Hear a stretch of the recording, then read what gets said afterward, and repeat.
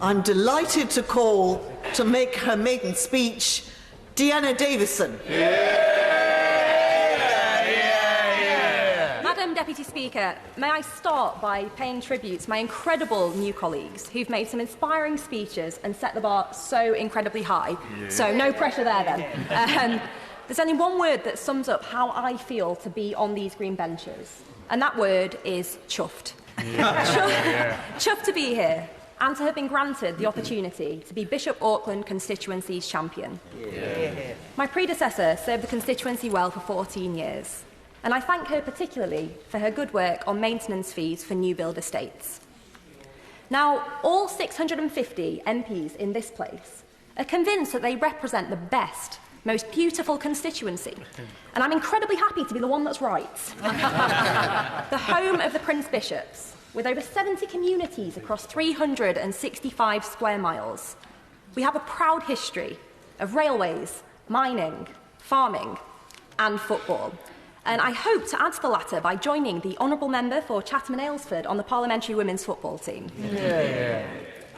With 10 amateur cup wins, Bishop Auckland FC also stepped in to help Manchester United fulfil their fixtures following the heartbreaking Munich air disaster in 1958. Proving that when we work together, we work best. West Auckland, just down the hill from where I live, even represented Great Britain at the inaugural World Cup in 1909. And in 1909, Madam Deputy Speaker, the Sir Thomas Lipton Trophy was indeed coming home. And as we'll prove on the 31st of this month, that wasn't the last time we went to Europe and got the result we wanted. As in football, Madam Deputy Speaker, Bishop Auckland constituency is a tale of two halves. The beautiful rolling landscapes of rural life to the west in Teesdale, and the grafting industrial towns and villages to the east. The diversity in landscape is matched by the diversity in the challenges faced by the different communities. In Teesdale, we need to protect our rural communities, with an emphasis on the farming heroes that help feed our nation and preserve our environment. And I will work even more closely with local service UTAS to be a true champion for our farmers and to create a thriving rural economy. I'll also be campaigning to improve our rural broadband and 4G coverage, and I'm delighted that the government has committed to eradicating not spots, because connectivity, in every sense, is at the centre of my local plan and the centre of government. Absolutely. In the east of the constituency, in an all too familiar story, our high streets are under pressure. But the government is listening, and I'm chuffed once more that Bishop Auckland will benefit from the Towns Fund and the Future High Streets Fund. Local transport is also an issue, and I've been nagging the Right Honourable Member for Welwyn Hatfield incessantly about the long-awaited Toft Hill bypass. But we must also secure the repair work needed on Halton Bridge, Madam Deputy Speaker. Not least because the community faces a dramatic detour which has forced the closure of the local pub, but also because of its cultural value in being the oldest suspension bridge in Britain which still relies upon its original chainwork. But one issue that unites the whole constituency is our local healthcare provision.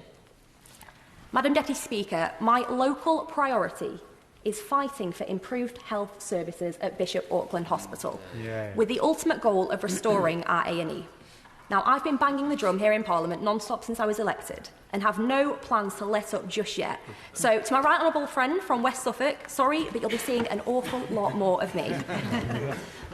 And despite the rhetoric from many members opposite, the NHS is at the very heart of the Conservative Party. And I welcome the record NHS funding from this government and the bold step to enshrine that funding into law. And the NHS has a special place in my heart, Madam Deputy Speaker. Though, unfortunately, my best experiences of the NHS were in times of great sadness. It was the incredible NHS staff that helped bring smiles to my nan's face in the last days of her battle with cancer. It was NHS paramedics and doctors who fought valiantly to help save my dad's life. And if any of those staff are watching today, then I thank you from the bottom of my heart. I was 13 years old when a man who later admitted he was high on drink and drugs walked across a pub and ended my dad's life in seconds with one single punch.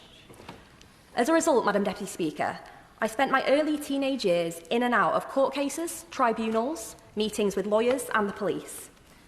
Whilst I was insistent that I would not let a dark event in my past negatively determine what happens to my future, it's a life I would not want other young people to have.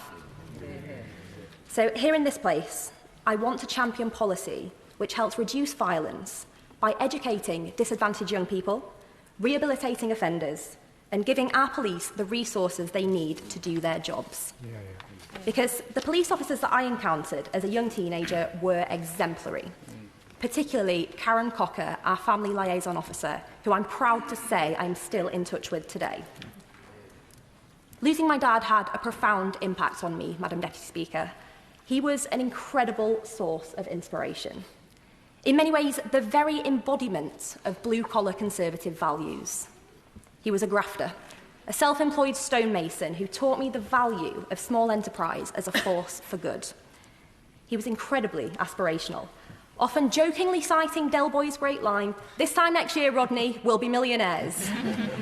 And he believed, above all else, that a person's duty is to leave a better world for future generations, delivering that through nothing short of hard work. Growing up with my dad's values, I became the first in my family to go to university. And weirdly enough, the first in my family to take a seat in this place as well. I was one of the lucky ones, Madam Deputy Speaker. But a child's opportunities should not be determined by luck, nor by their postcode. I'm proud to be a member of this Conservative Party, which has levelling up and spreading opportunity at the very core of its ethos. Improving social mobility is not only a passion of mine, but it feels to me that it is my very duty to my constituents and to my country. This is why one of my key local priorities is improving job opportunities by setting up a youth employment champion scheme. Madam Deputy Speaker, a wise man called Dumbledore said, "It matters not what someone is born, but what they grow to be." Grafting as hard as I can to help my constituents grow to their full potential is not just a priority, but it is my duty. Thank you.